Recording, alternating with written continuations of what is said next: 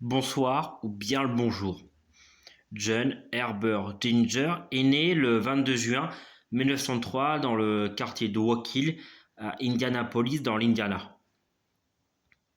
Durant sa scolarisation, l'équivalent du collège, il va connaître divers problèmes pour des bagarres et des menus larcins et fut repéré pour avoir molesté des enfants plus petits que lui. Il quitta alors l'école pour travailler dans un atelier de fabrication mécanique. La nuit venue, il traîne et fait la fête. Il se fait arrêter pour la première fois à l'âge de 19 ans.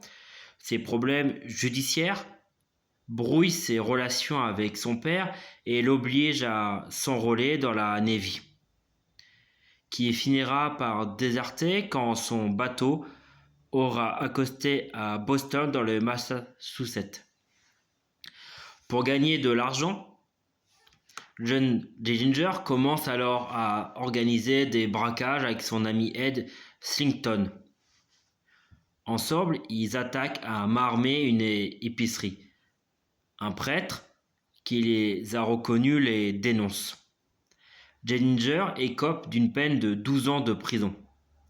C'est derrière les barreaux du pénitencier d'État de l'Indiana que le criminel va rencontrer d'autres bandits dont ils vont lui apprendre les techniques de braquage les plus pointues, notamment celle d'Armand Lehman.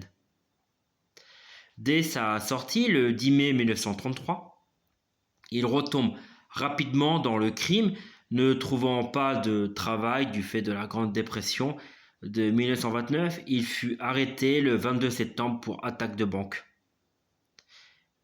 Ginger conçut l'évasion de Pierpont.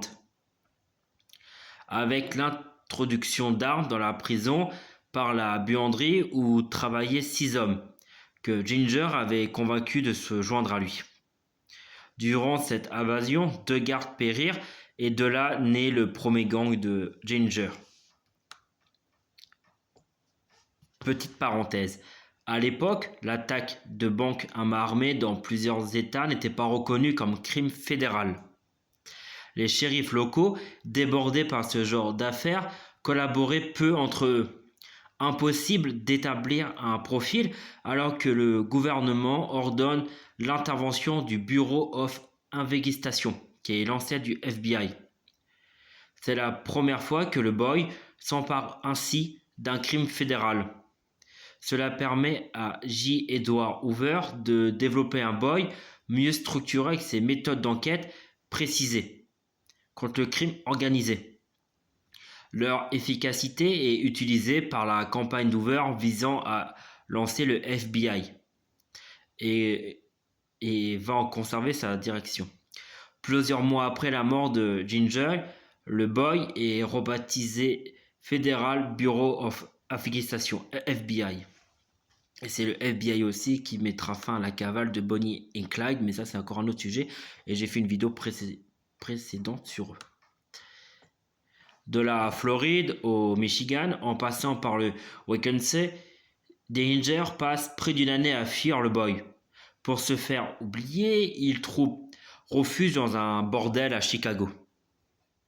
La propriétaire des lieux, Anna Kropanas, alias la femme rouge, qui est en fait une prostituée roumaine.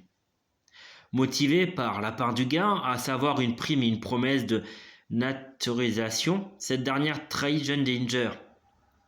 Ainsi, le 22 juillet 1934, le BOI encercle le cinéma Biograph Center à Chicago, car selon les informations d'Anna, John Ginger y serait présent pour voir, non sans ironie, le film de l'époque, L'ennemi public numéro 1.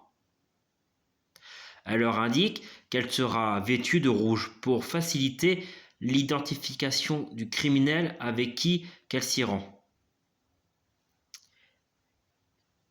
En réalité, elle portait une robe orange. C'est le FBI, enfin le BOI, qui va dévoiler cette information-là bien plus tard.